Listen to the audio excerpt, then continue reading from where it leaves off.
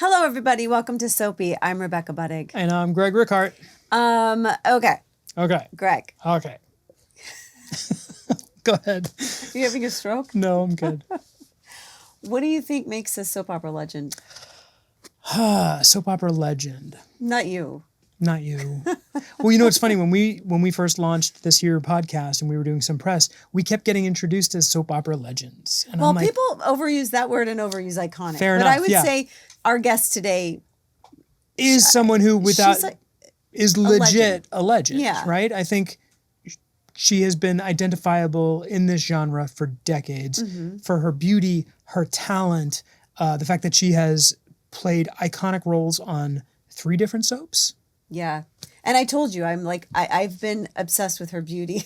I mean, and her acting actually, for years. So I'm just really excited to. Well, let's tell everybody who we're talking about. The one, the only Eileen Davidson, who of course you know as Ashley Abbott on The Young and the Restless, as a plethora of different characters on Days of Our Lives, and also going way back to Santa Barbara. And recently of the Real Housewives of Beverly Hills. Which isn't a soap, but I don't know, maybe it's it is. in the same world. family, I would say, yeah? Well, it's going to be a really great interview, guys, so stick around and we'll be right back with the lovely and amazing Eileen Davidson.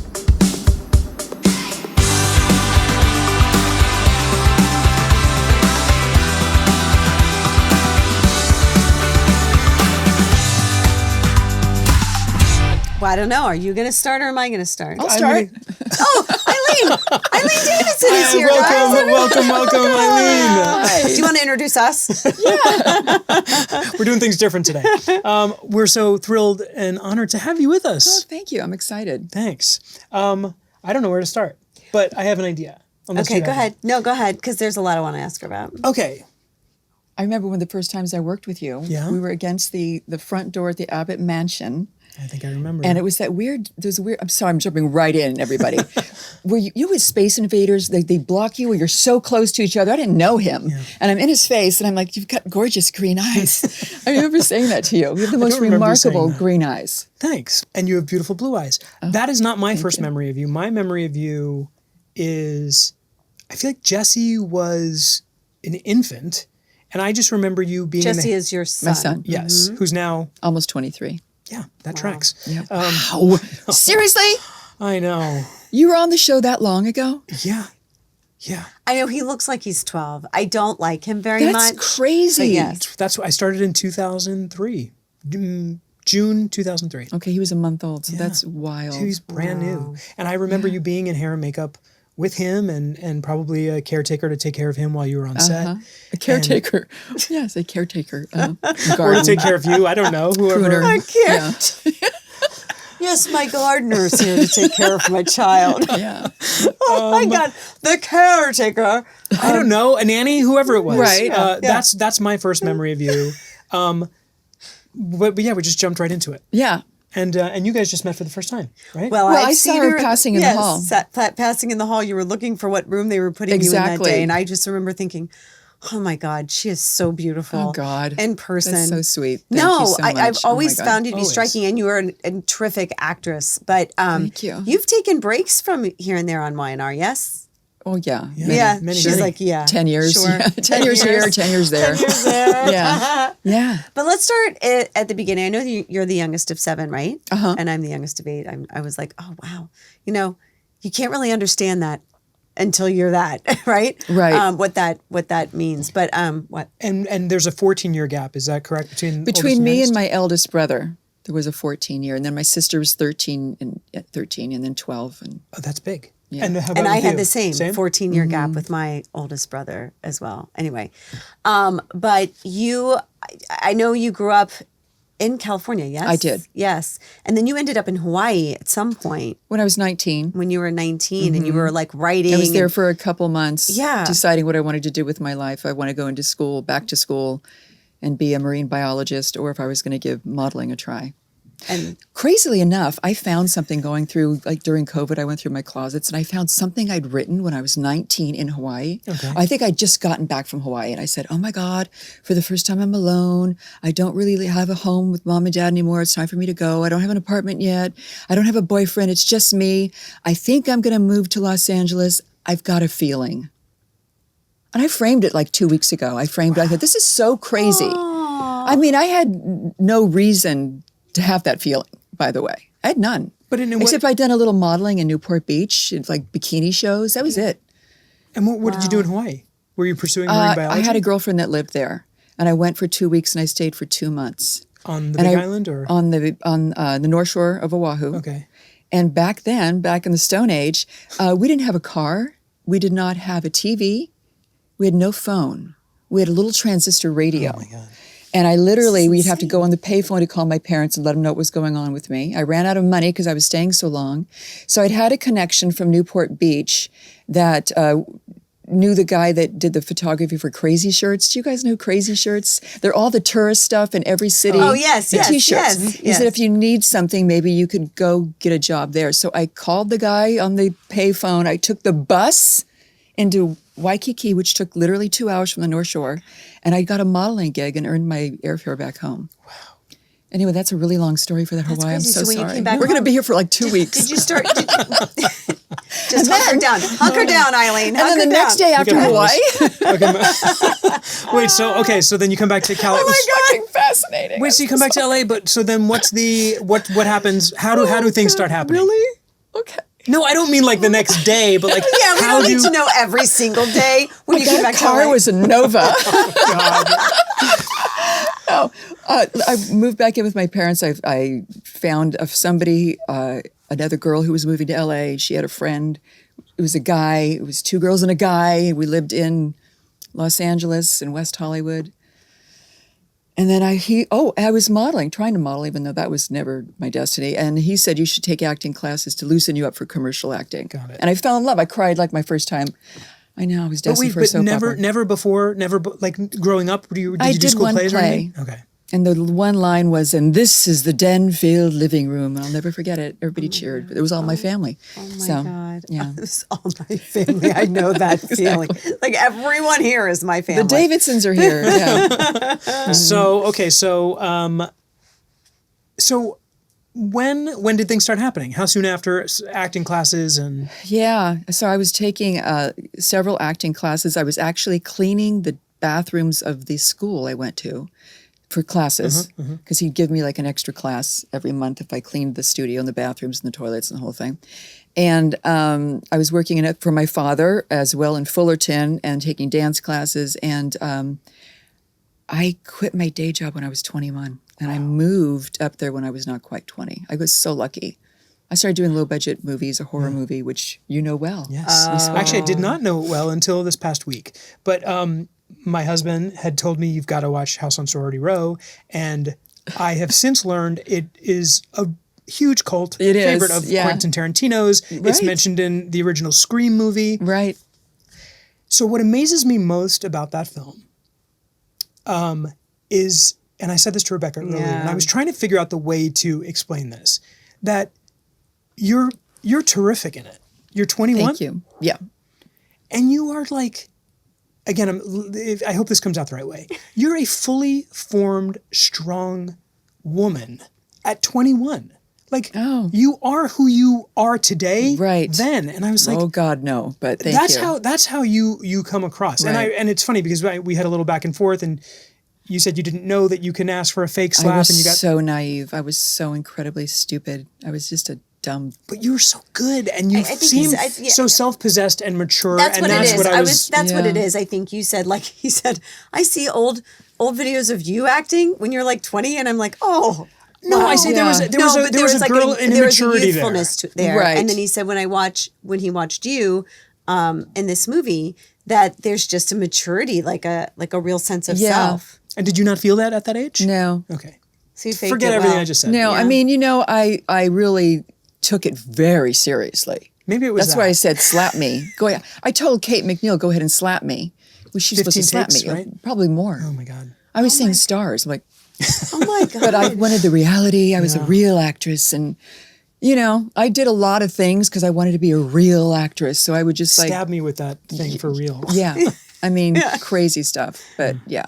Plus the director was great. I just did, for the first time, I did like a horror con. Like 6 months ago, they asked me to do it for that, for the remake. There was a remake of it, and they asked me to come and be on it. I was there with the original director, Mark Rossman. And, you know, I had a little brief nudity in that movie, and there was another scene that was supposed to be in it. And I said, I'm really not comfortable. He goes, leave your shirt on, it's okay. And I remember I was up on this panel, and I said, Mark, you don't know what that meant to a 21-year-old actress.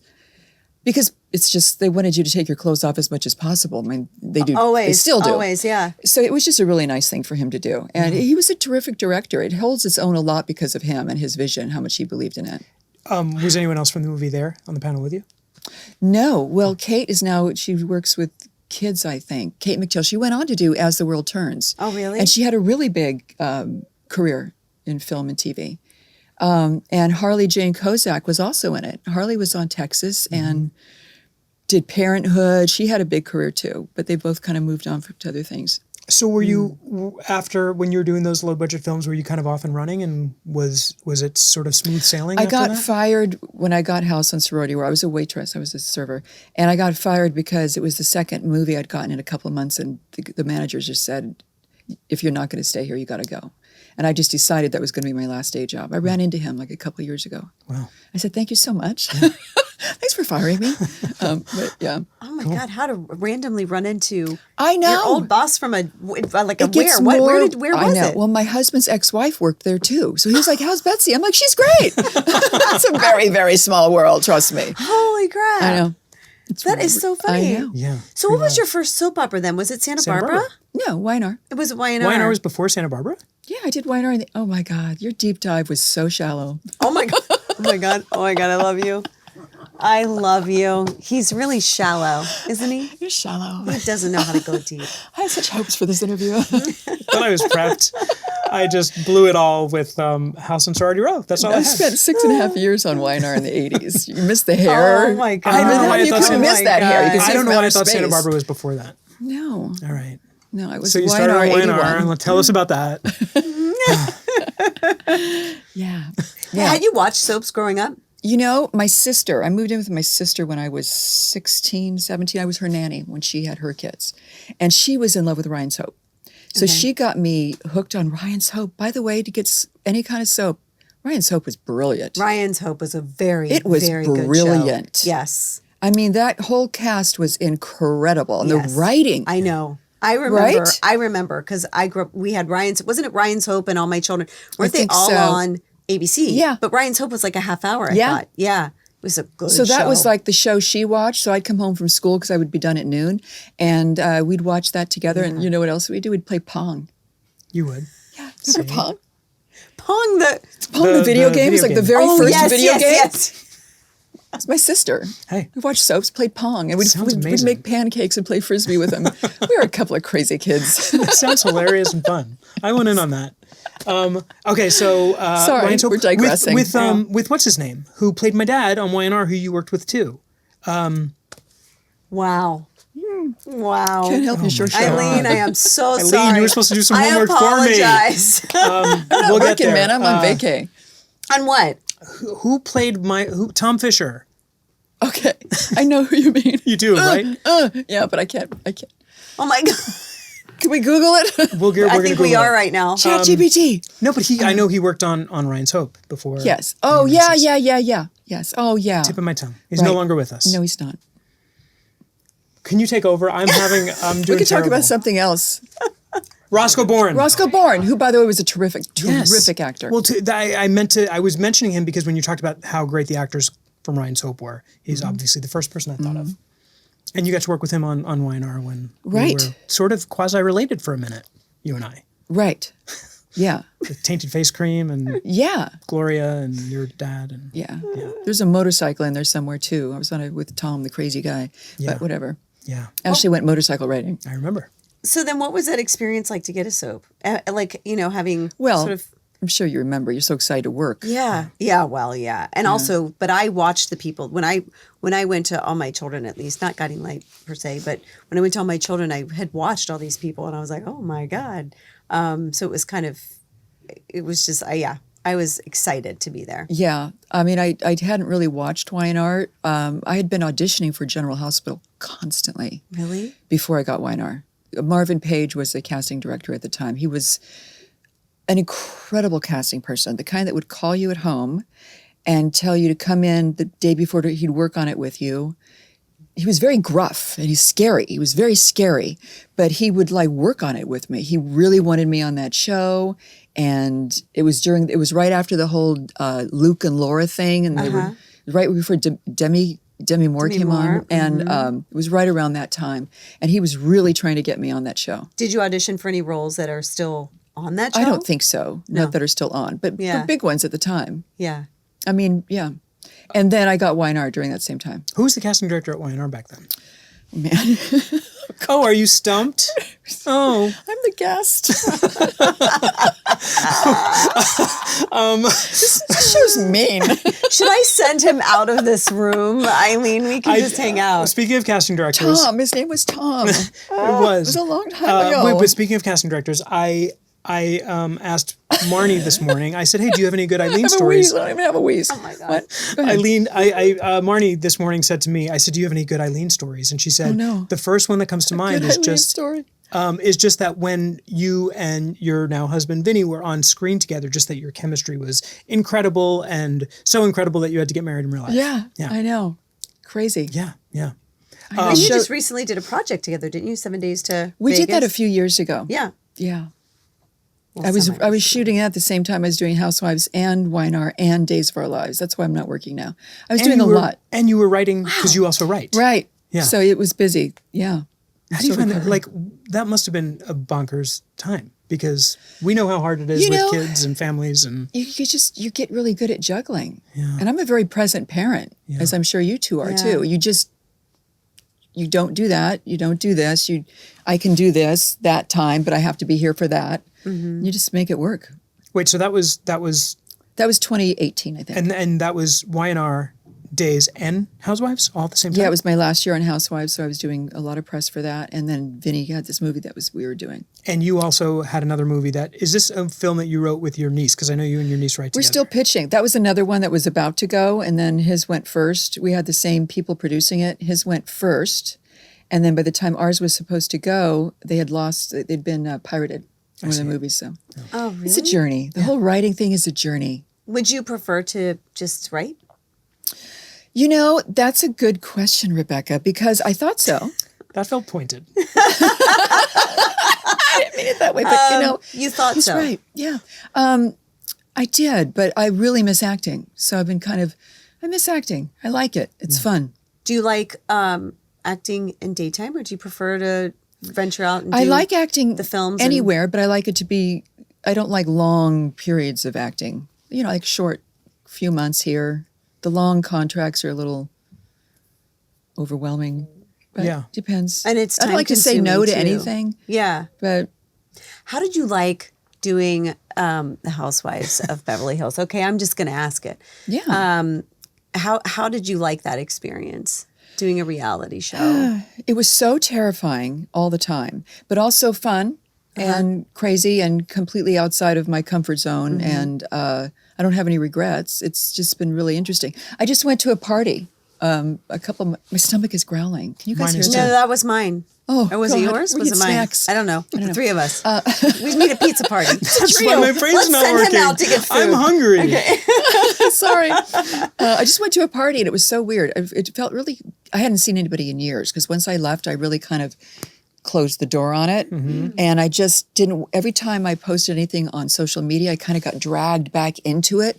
So I kind of had to just not post anything, and I kind of just stayed very much away from it. So you didn't develop friendships that I did. You did. I did, but after I kind of said I really just need to stay away. Yeah. And then so I went back to the party. It was good. I saw Kyle Richards and I saw Erica and Denise and everybody, and it was fun to see everybody and not be in it. Mm-hmm. So it's an interesting phenomenon. Well, you know? your name also, and I feel like Kyle may have done a BravoCon recently where they said, "Who would you like to have back?" She did say and that. She mentioned that was you sweet. Yeah. because your name does sort of circle back as being someone who would be who people really want to see on the show again. And my friend Sam, who's a devout Housewives fan, says you were. She said, I think the problem with Eileen was that she's too classy for that show. Or maybe that you didn't need the... sometimes when I watch, it feels like people are looking for that viral moment. And it did, and you're a real person. The Beast was a viral moment. A viral moment. And the slap. And to your point, how dare she? Because a beast? Come on, who would ever look at you and call you a beast? Well, whatever. She wasn't well. Whatever. But it's the craziest thing is that it's still very much a part of culture. I mean, it's a huge thing. It's morphed. You asked me before if it was scripted. Everyone is produced by a different company, so they're not all. Oh, really? Yes. There's evolution and there's other ones. Yes. This one definitely wasn't. They give you an idea what they want you to accomplish in an evening. And, this should happen. But they don't, at that time, I can't say how it's done now. Yeah. But I had no idea I was going to get wine in my face. I would have handled everything much better if these things hadn't happened the way they did. It's pretty crazy. You really don't know what you're in for. I didn't. Do you think that those shows get more respect than soaps these days? More respect? I don't know if they get more respect. It's just a whole different thing. People always ask me what's easier. I'm like, scripted, of course. Yeah. I mean, yeah, right? Oh, yeah. But I can't even imagine. But they're similar insofar as I think people are tuning in to see the aspirational clothing and jewelry and all that, just these sort of luxurious lives that the right. Well, I think there was a a part where Lisa Vanderpump actually. I said she asked me what I was driving. I said a Ford Flex. She had no idea what that was. I drove that same car here, by the way. I'm holding on to it just for because. But yeah, I know it's like 25 years old. I don't know, whatever. And she didn't know what it was. She had no idea what it was. No. Which is funny. It's like, is that new? Is that a sports car? Well, it's also funny. It should be called like the Real Housewives of Greater Los Angeles because Garcelle lives in Porter Ranch. Right. It's not exactly Beverly Hills, but it's an aspirational thing in the same way that soaps are, right? Yeah. If you want to sort of make the connection. Do you think that's something you'd ever go back to? Listen, I learned a long time ago not to say never, but right. I don't see it. They asked me to come back for a few last year.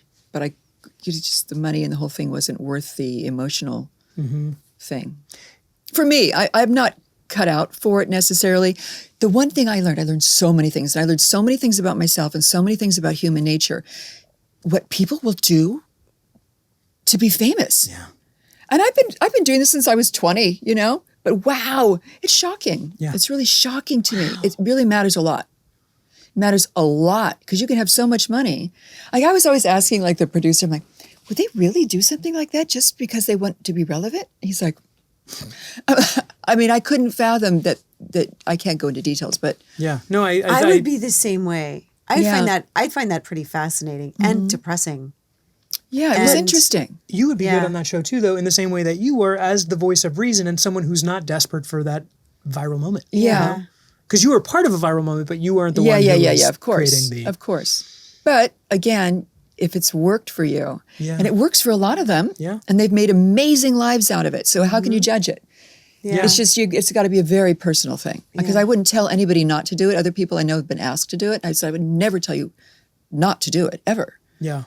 But you're going to have to figure it out as you go. Yeah, they asked a couple of actors at Days. And one in particular was asking me about it, and I was like, I think you should do it. I think that she had concerns about professionally about her acting career, and I was like, look at Garcelle. Oh, Garcelle's never been busier. It will not hurt you. Yeah. In that capacity, I don't think. Yeah. What about personally? Like, how did your husband feel about it?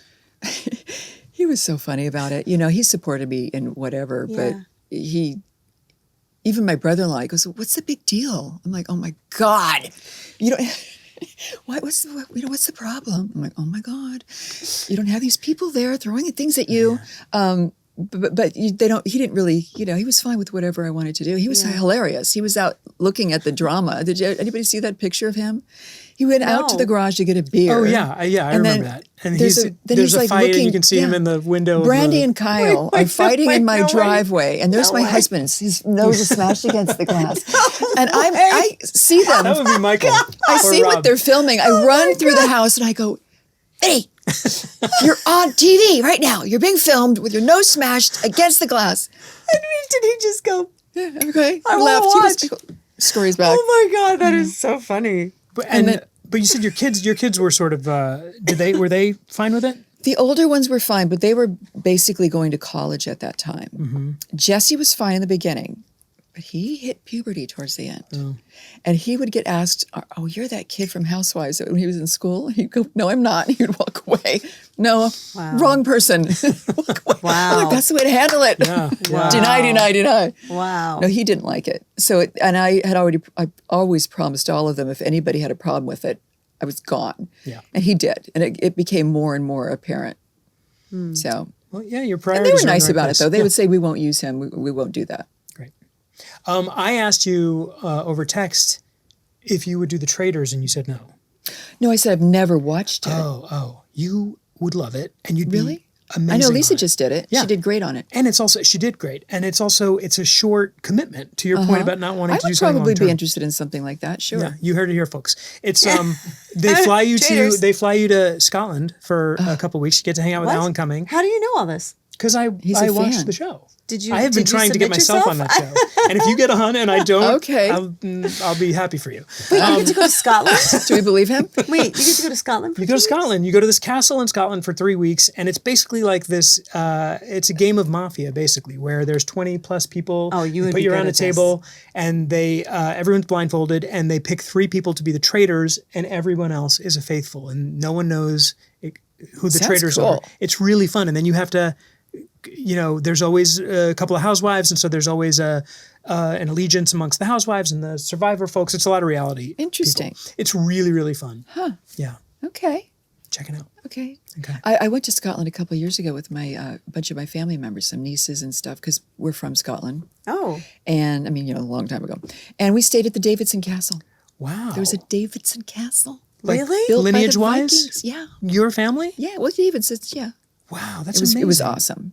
We did a road trip, Wow, that sounds amazing. to Loch Ness. Shut up. How cool. I know. Love Scotland.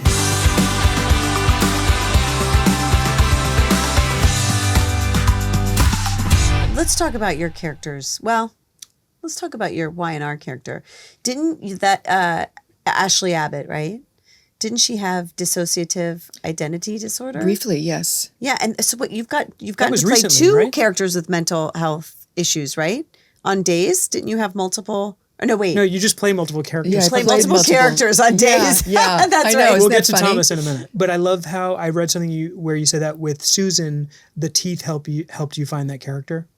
Yeah, and for the nun, the ruler did. Oh, yeah. Because I was raised Catholic, but I was never hit by a ruler. But my brothers and sisters were. Well, because you were too good? My brothers and sisters. I mean, I'll air their dirty laundry, just not my own. Well, back in the day, they Sure. were older than me, and Yeah. they got hit by rulers. And as soon as they said I was playing a nun, I said, "Give me a ruler!"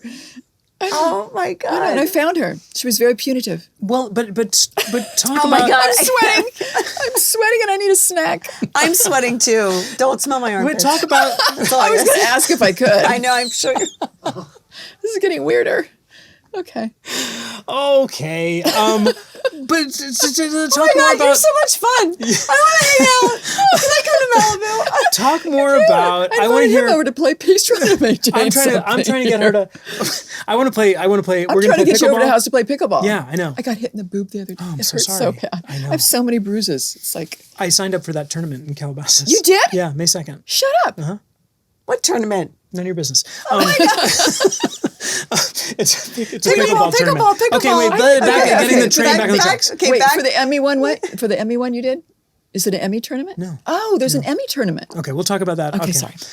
Tell our audience how, when you talk about finding a character, whether it's the ruler or the teeth, like talk about your process a little bit and what that means of like how sometimes there's something that can help ground the reality of a hyper realistic situation. Go. Go. Like I said, the ruler helped, the teeth, because automatically I felt the craziness. Maybe you could relate to this. My family was pretty out there. There was so many of us, and there was a lot of comedy when I grew up. A lot of comedy. My sisters and brothers were hilarious. Yeah. I mean, hilarious. They put on shows and costumes, and there was a lot going on. My mom and dad had a great sense of humor, and so it was pretty funny. It was a show, house, and it was high emotional. You're either laughing or screaming. Like my sister would lock herself in the bathroom because he was going to threaten to put her in the pool before a date, and he would get the screwdriver and slowly, like the screws, and he'd pull. So there's a lot of drama. So I kind of cut my teeth on it. I really just like, speaking of teeth. So it's like, what? Good one. So when you had the teeth, I just knew who she was immediately. Plus at the time she was supposed to be overweight. So they had like a suit that I was wearing as well. But I just kind of found this, they wanted her from the South. So she just kind of fell into place. Yeah. And then the nun. And then the guy, Thomas. I wanted a comb over. I figure I could find him with a comb over, and I did. Oh my God. Also, just, I mean, because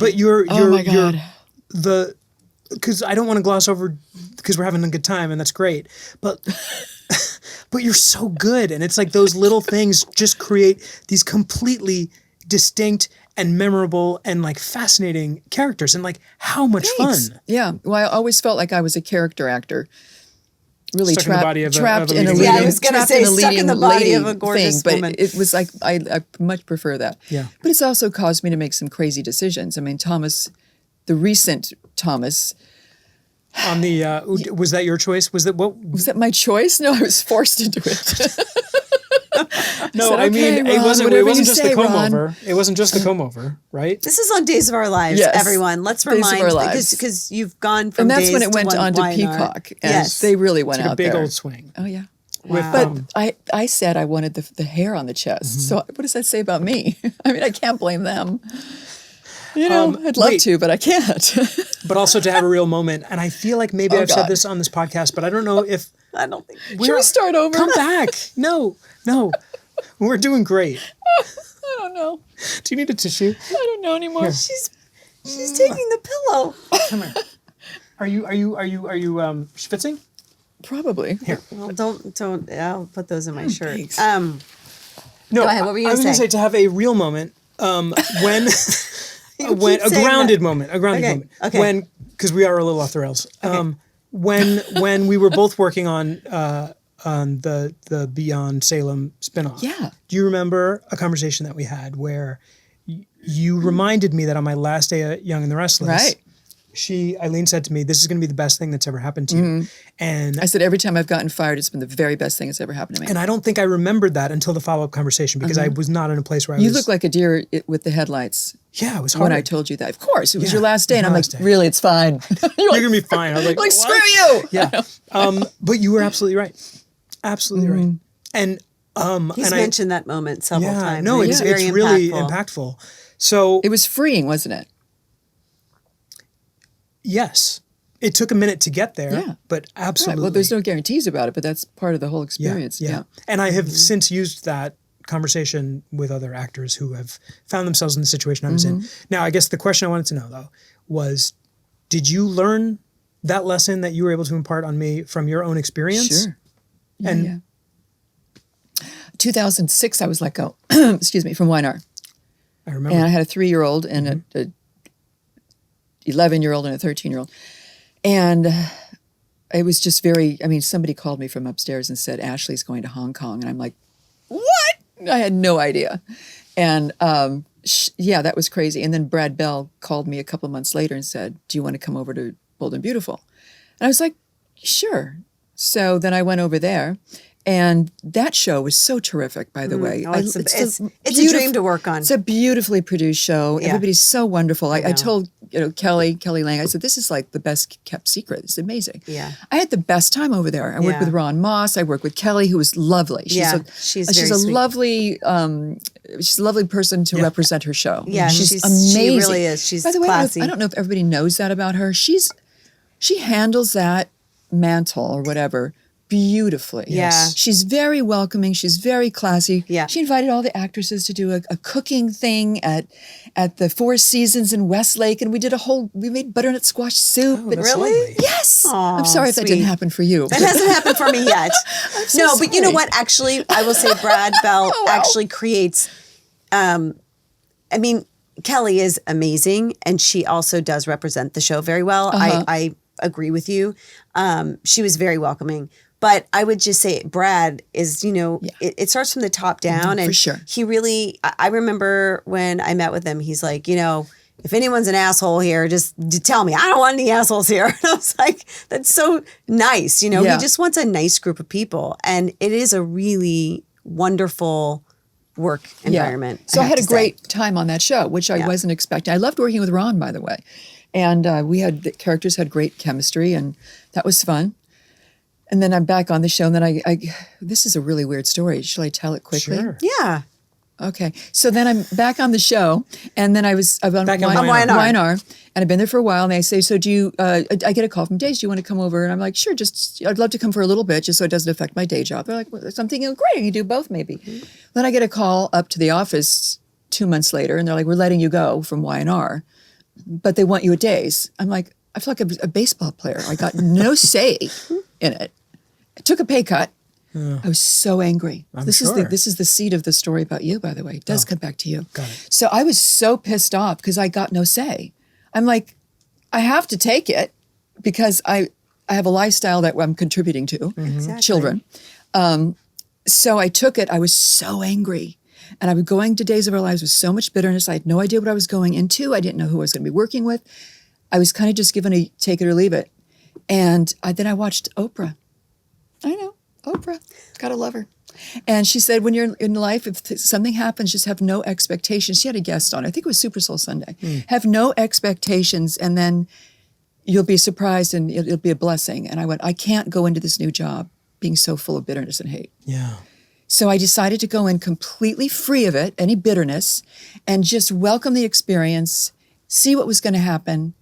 And it was honestly one of the best years of my life, creatively. I won my first Emmy that year. Your first Emmy? Yeah.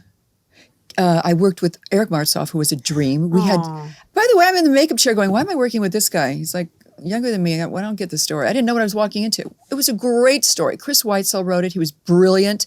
He wrote the whole thing where Kristen seduces Brady, who's the son of John, who's her ex-lover. She ends up seducing him, convincing everybody she's the good girl, and then stabs John in the back. It was brilliant, really. Uses the son to destroy the father. It was Greek. It was fabulous. Yeah. And I had so much fun. Yeah. And it freed me up just with everything. And it was just a great, great, great experience. Yeah, that's great. Yeah, it opened up my life in many ways, my career. Yeah, no, that's a great story and a great lesson in not being stuck. Right. Because I think the part of that I was able to relate to is when I first got there, I think having the expectation, and we've talked about this too, that it was going to be like the last place I was at. And once I sort of really disavowed any idea of it being anything other than just a new experience, then I really was able to fully commit to it. Yeah. But it is hard with these jobs. It's hard when you're let go too. You carry that sort of like, why was I let go? What was wrong with me there? Exactly. But you have to start fresh somewhere else. But there's we've talked about too, the place where you're at in your life when the big milestones hit, and then saying goodbye to that is always challenging. Yeah. But then you know what? I always reminded myself through all of these different journeys, I never signed a contract that said you get to play that character for the rest of your life. Right.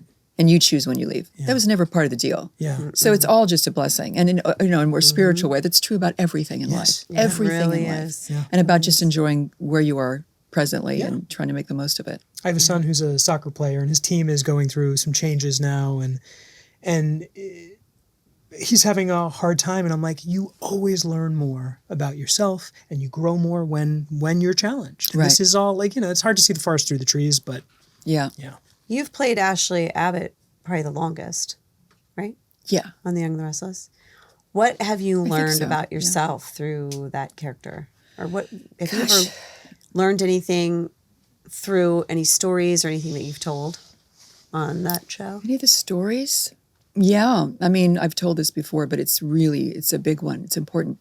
Ashley, years ago, had a breast cancer screening because it was Breast Cancer Awareness Month. And God bless the writers on the show. They did a lot of topical stuff.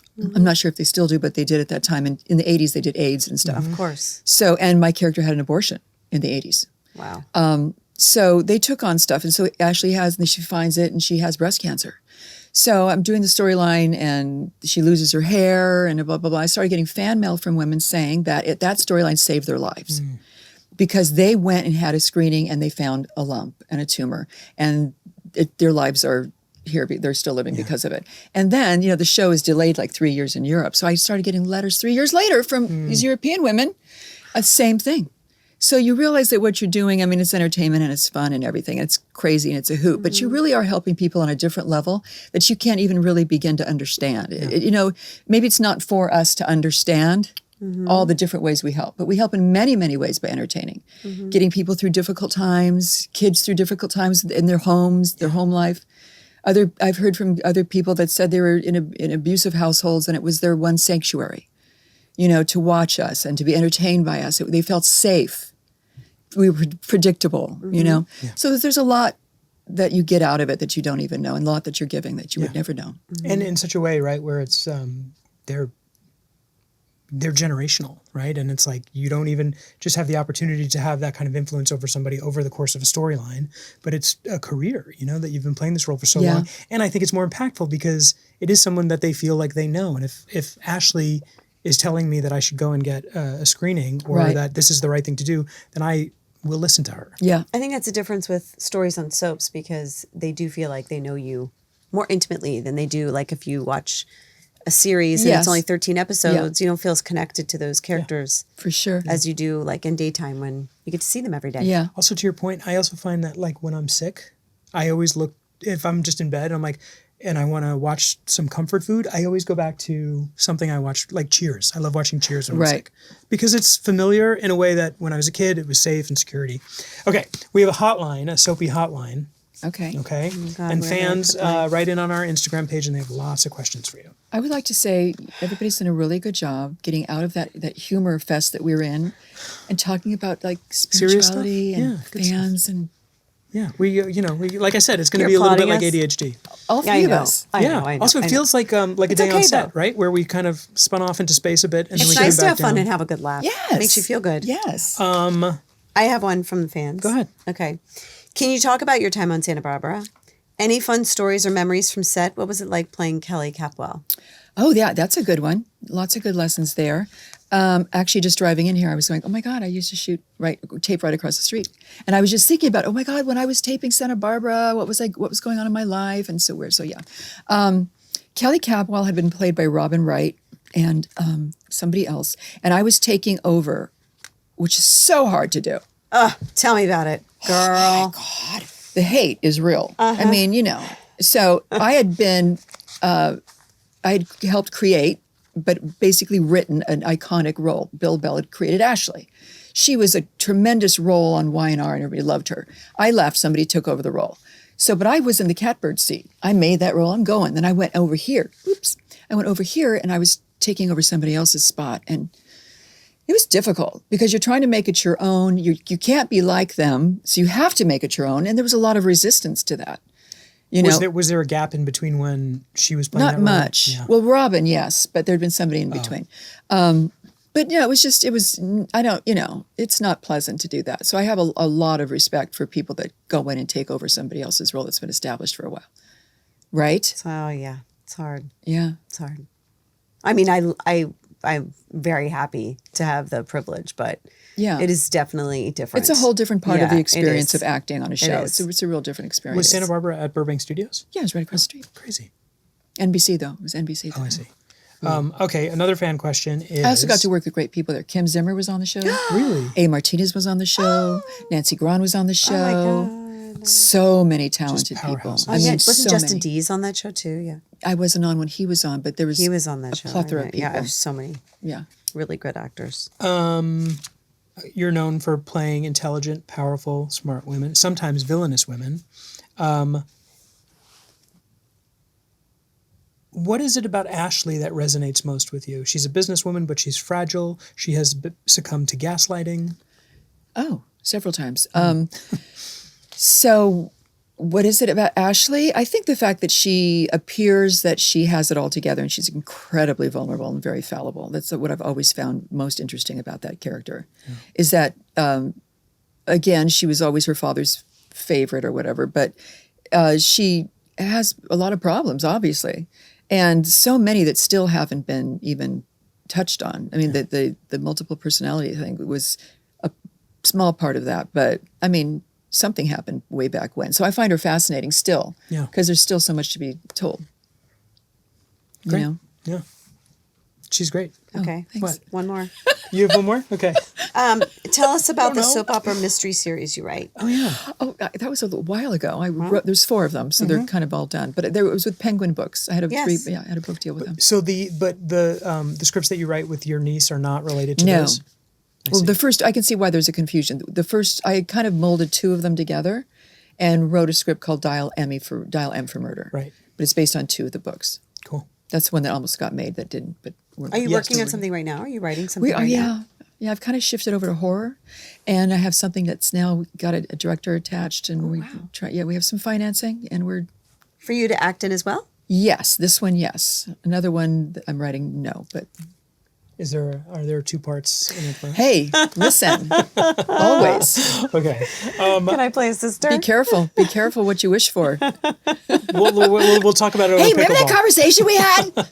I just remember you saying that you were going to invite me over for $100. pickleball. Yeah. Okay.